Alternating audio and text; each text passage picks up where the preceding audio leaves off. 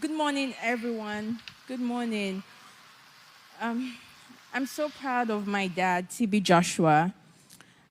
Dear Daddy, it's hard to put in words how remarkable a person you are. I had the good fortune of having you as a father who sowed the seed of imperishable values of hard work, discipline, generosity, and a host of other virtues too numerous to recount. I remember the countless times you called me in boarding school, asking me about my favorite subjects, how my exams went, and for some reasons, asking me to predict what I think I got in every test. I truly appreciated that you took your time out of your busy schedule to call me. It was not just a responsibility for you, but you truly, truly cared about my education, and you really loved listening to me talk about school. I would not be what I am today if not for your encouragement, your support, and your formidable dedication. You emptied yourself for your family and served humanity. Practically everything I know about the love of God, I learned from you. From a tender age, I was excited and eager to hold the microphone for my dad every Sunday service. And after every Sunday service, he kept on asking me, how is the service today? And he told me that the work of God is so beautiful to do. This became really part of my growing up experiences with him. I also remembered when he took me to his altar and he told me, both of us, to kneel down on the floor, and we prayed for 45 minutes on the floor. My legs were hurting. He later told me that the flesh is weak, but the flesh is weak, but the spirit is willing. Indeed, you lived a prayerful life. A prayerful life is one of sacrifice, and you truly lived that life to their last moments on earth.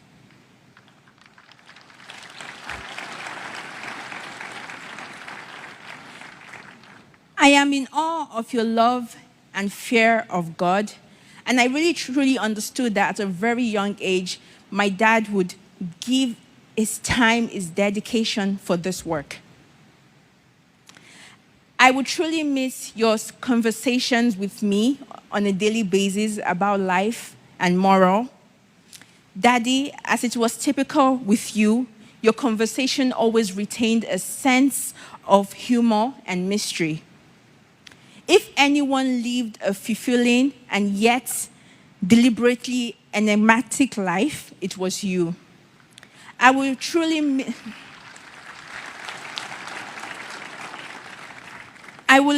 miss your wisdom, your knowledge, your mystery, and your humor.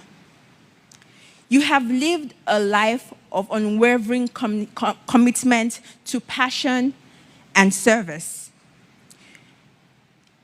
I have no reservation to say that my dad had the biggest heart that I know of, and he was a true humanitarian to this generation.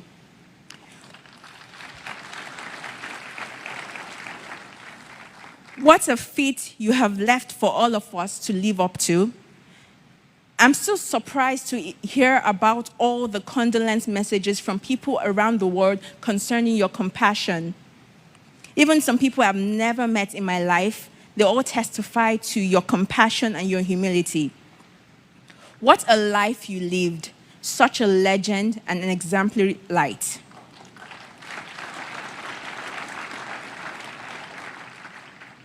I believe that by God's grace and your peculiar sense of time, that while we were not ready, you were fully prepared for the call home.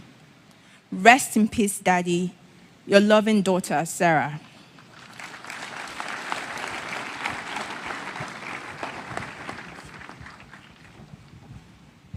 Good morning, everyone. My name is Promise Joshua, and here's my tribute to my dad.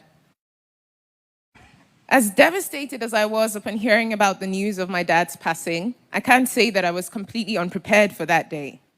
Growing up as a biological daughter to a man like Prophet TB Joshua, my dad raised me to understand that he was on a mission in this world. For him, life on earth was spiritual warfare, not a place to get too comfortable like it was home. He essentially lived each day like it was his last, with most of his time spent at his prayer mountain, utterly focused on executing an assignment that only him seemed to be in the know of what the instructions were.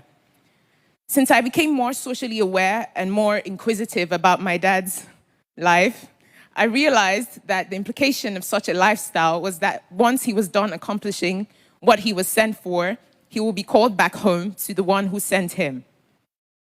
I must say that my dad did an excellent job at preparing me mentally, emotionally, spiritually, and even physically for a moment like this. I remember the conversations we had, particularly last year, when I spent over a year with him at his prayer mountain, right before he eventually released me to pursue my master's. He said to me, "Before I release you, you have to spend nothing less than 6 months with me. Then you can go and do whatever you want to do." I ended up spending over a year with him. I saw him almost every day of that year. He'll tell me about how I needed to strengthen my relationship with God, carried me along at least 3 out of the countless times that he dedicated to prayer in a day. Most mornings, he would wake me up, would do our morning exercise routine, and we would have conversations about the most random topics. There was no aspect of my life that he didn't try to leave a positive footmark on in that year. By the time he was done with me and ready to release me back into the world, there was this sense of fulfillment that I observed in both of us. In retrospect, the memory of this moment is a place where I find solace now that he has passed on. I remember our trips to Arigidi Akoko, Ondo State. He made sure that I was present when he was visiting the old people in town. He would ask me to kneel with him as we kindly asked the elders to accept our gifts. They would pray for us. He would look at me and say, "This is the good life." I remember our trips from his new site to his old site. I would fall asleep in the car, and he would always make a point to wake me up to ensure that I was observing my environment, to see the reality of life for thousands of Nigerians. He'll tell me never to think that I was more deserving of the life that I had as a result of the grace of God in his life than the people that were on the street. For me, this was an important lesson that shaped my perspective and daily interactions. Lastly, Daddy, I want to say thank you for being such an exceptional role model. Your life is a living testimony of how God can raise a young boy from an underprivileged background with so much passion and zeal for God's work and use him in extraordinary ways. It is also a testimony of the extent to which one person's life can make such a massive positive impact in the world, with the thousands of lives that bear witness to the positive mark that you've made in their lives and in this world. I'm so proud to be your daughter, Daddy. Till we meet again in heaven, Dad. From Pom Pom, as he usually calls me, your twin.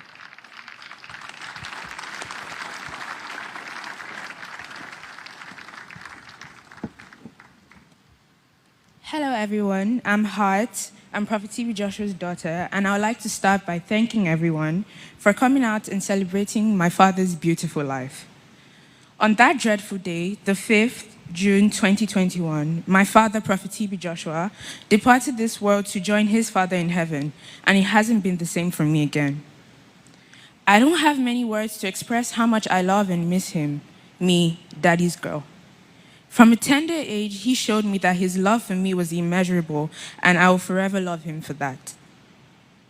In the world where men were seeking fame, my father had a dedicated group of men, women, boys, and girls who loved the very ground which he walked on. He was clean in heart, in body, and mind, and I shall never forget the special smile, caring heart, and forever warm embrace. Knowing that I had someone who I could call on anytime and pour out my all to was one of the greatest parts about having a mighty man as a father. My father was an extraordinary person. He was not only the best role model, but he volunteered in his free time. He wasn't okay with only being a wonderful father, but he gave back to the world and helped those who were in need.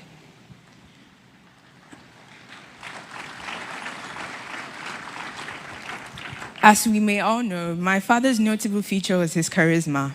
He could lift any room he walked in with just his presence and a smile. And not only did he apply this in his work as a televangelist and philanthropist, but in his daily life as a father. My father always had a smile on his face regardless of any situation and would never let anything trouble him.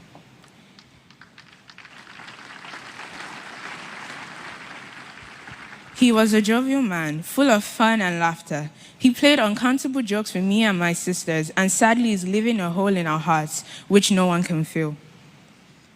One of my favorite memories with my dad was the time where he got me my first bike.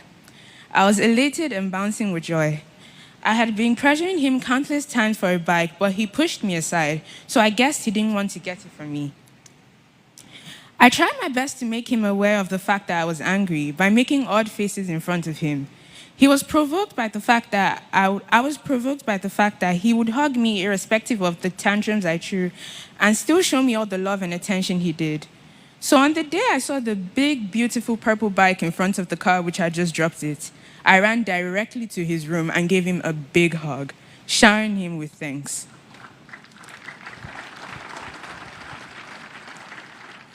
I cherish every moment I had with my father, and I know he's smiling down at us right now.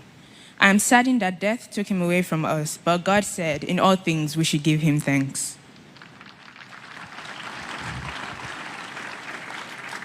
His death has left a scar in our hearts, but his legacy will stand in our lives. I feel so grateful to have had as much time as I had with him, and I will always remember having the most ambitious and remarkable father. My father was the most important person in my life, and I feel heartbroken to no longer have my father and spiritual figure with us. His memory will not only carry on in my heart, but in the hearts of everyone lucky enough to have known a delightful and astonishing man like Prophet TB Joshua. I am confident that we will meet at the feet of Jesus on the resurrection morning.